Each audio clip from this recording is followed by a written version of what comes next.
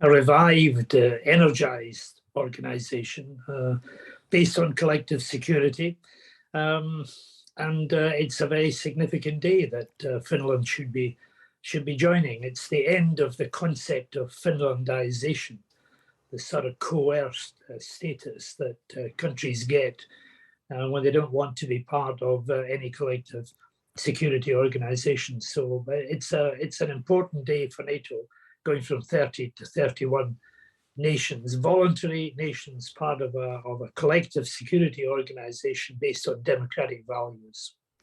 And what changed for Finland, would you say? Why did they feel the need? Well, there's been a movement in Finland for some time, even during my period in NATO, when I was quite happy to encourage them to apply for membership of NATO, because you have to apply for membership of NATO. And it was prevented by a number of conservative influences at that time, worried about what Moscow's reaction would be. The illegal, unprovoked invasion of Ukraine has clearly changed the minds of many politicians throughout the world. And the government of Finland clearly decided that it was time to be part of the collective security organization that is bound together by Article 5, which is the principle that an attack on one country is to be seen as an attack on all countries. Now, Russia have responded immediately to the announcement. They're saying that they're going to bolster forces along their border with Finland, which is no great surprise, I suppose. Was it always going to be the case that they would perceive this as some kind of provocation?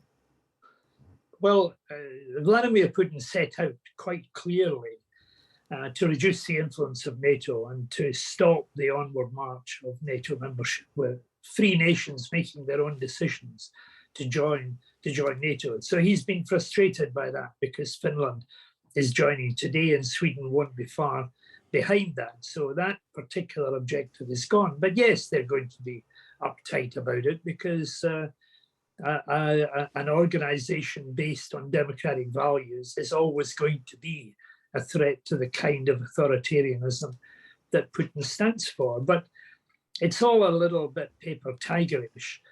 We know that Vladimir Putin has moved pretty well all the NATO-facing troops on his side of the border down to fight in the Donbas. He's running out of people to throw into that particular meat grinder. So the idea that they're going to bolster their forces on the borders of Finland, is really not particularly credible. He's moved them from Estonia, Latvia, and Lithuania, and from the borders of Poland in order to fight to dominate and destroy Ukraine. So I don't think people in Helsinki are going to be lying awake at night worrying about Russia's attitude to their decision. Now, you said that Sweden will be joining shortly. Turkey are blocking that, aren't they? Though for the time being, how will that be? How will that be sorted, do you think? Well, one of the great strengths of NATO, as well as one of its weaknesses, is the basis of consensus. Everything is done unanimously, and therefore, if one country objects, then it holds things up. But I think that's what Turkey is doing at the moment. It's bargaining.